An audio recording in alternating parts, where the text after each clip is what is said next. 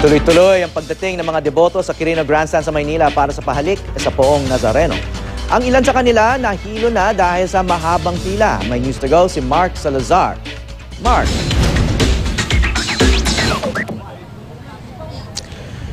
Howie, nandito ako sa baba, sa paanan ng Quirino Grandstand, sa bungad ng pila paakyat ng Grandstand. At yung pila na nakikita nyo sa aking likuran, Howie, ay umaabot na yan hanggang sa Rojas Boulevard. Nagsimula yung pahalik ng alas 4 pa ng madaling araw. Pinaaga ito dahil maagang dumagsa rito yung mga kababayan natin. Howie, ang profile ng mga deboto ay iba't iba. Iba-iba ang kanilang edad, kasarian at nanggaling sa iba't ibang lugar. Marami sa kanila ay nanggaling pa sa probinsya dahil maaga ang kanilang pagdagsa rito ay maaga na rin lang binuksan yung pila, Howie. Mainam-inam kanina, Howie, dahil malamig pa yung simoy ng hangin at wala pang araw, pero dahil ngayon ay alas 9 na ng umaga ay meron ng tirik ng araw, kaya yung ating mga debotong medyo may edad na ay nagsisimula ng mahilo sa pila, bagamat meron namang priority lane para sa mga PWD, sa mga senior citizen, ay meron pa rin talagang inaabot ng pagod sa kanilang pila. Mabuti na lamang, Howie, at meron ditong mga first aid station ang MMDA kung saan ay sila nagbibigay ng mga first aid needs ng ating mga kababayang nahihilo. Halimbawa, si nanay na 80 years old ay kanina nahilo. Nay, may kasama ho ba kayo sa pagpunta niyo rito? Wala ako. Diyos ang aking kasama. Si Ang Diyos. Opo, ang kasama ninyo. Opo. Kayo po 80 years old na, pero kayo malakas pa rin ang loob na makipagsabayan sa mahabang pila. Ay, awa ng Diyos. Binigyan niya ako ng lakas para makarating dito sa kanya. Opo, okay na ho kayo ngayon? Ay, okay naman. Oo, kasi nahilo kanina si nanay, si...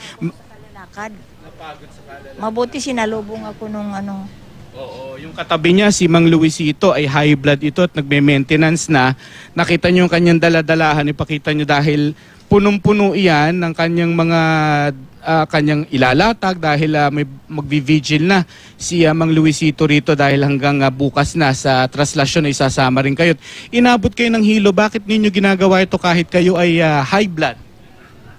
Yung nga yung naging problema ko sa anak ko. Pangalawa yung tumaob yung bangka na sinasakyan ko. Oo, si Mang Luisito, Howie, kasi ay 23 years ng deboto at sinabi niyang nagbunga na yung kanyang debosyon dahil nagtuloy-tuloy ang kanyang trabaho kahit na na-aksidente siya nung araw, pero dahil tayo patuloy na nabubuhay, patuloy din ang challenges, patuloy rin yung pagdating ng mga challenges sa kanya na kanyang patuloy na ipinapanalangin. Si ate actually, deboto rin, ay nasa first quarter ng kanyang pagbubuntis at walang kasamang pumunta rito. Ate, bakit kayo naglakas loob? Ano lang po, nampalataya lang po sa Diyos. Kay mahal na pong Nazareno, kaya nagpunta ako dito. First time ko dito sa Luneta po. First time niyo rito? Opo, pero opo. sa Quiapo pumupunta kayo dati pa? Dati, pero Thursday, hindi Friday. Mga ganyan po. Mahaba ang pinila kasi ni ate. Hindi niya kasi alam na pagka nagdadalang tao, pwede rin naman dito sa priority lane ay binibigay para sa mga senior citizen. Kaya inabot siya ng hilo. At marami sa mga kababayan na natin na nandun sa dulo ng pila sa may Rojas Boulevard ay sinusundo na ng mga wheelchair provided by the MMDA. Dahil sila yung mga hindi nakakaalam na may special lane para sa mga senior citizen, sa mga may kapansanan at kagaya ni ate na nagdadalang tao, ay hindi nila kailangan daanan, Howie, itong napakahabang pila ito na at an average ay 3 hours bago sila umabot doon sa entablado mismo at makahalik sa itim na Nazareno. Howie? Mark, natatanong mo ba kung babalik din sila dyan para sa misa ng Santo Papa na dyan din gaganapin sa ika-18 ng Enero?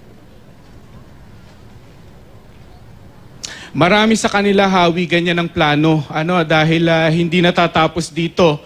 At in fact, yung mga kababayan nating nakausap ko na galing Tarlac ay nakituloy muna sa kanilang mga kamag-anak sa Pasay exactly because may plano sila na next week, pagdating ng Santo Papa, ay babalik muli sila rito sa Quirino Grandstand para ituloy-tuloy na yung kanilang, sabi nila sakripisyo, pero sa tingin nila ay once in a lifetime na religious experience. Kaya medyo matagal-tagal yung kanilang bakasyon na gagawin dito sa Metro Manila para dyan sa inaabangan nating Itim na Nazareno, traslasyon at ganun din ang pagbisita ng Santo Papa, Hawi. At pagkakataon din yan ng mga otoridad para mag-rehearse o mag-practice ng mga para sa papal visit nga. May napapansin ka bang mga bagong patakaran na tungkol sa ukol sa crowd control o sanitation?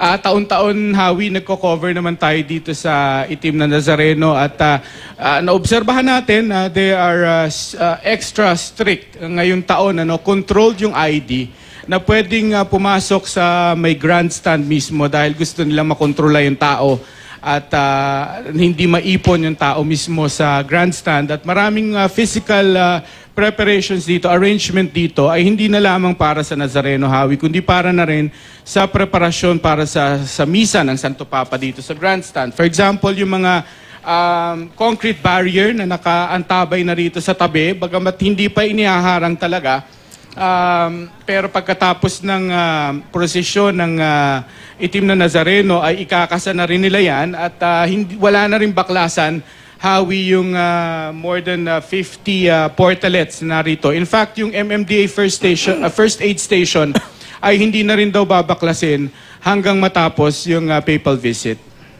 Okay, maraming salamat, Mark Salazar.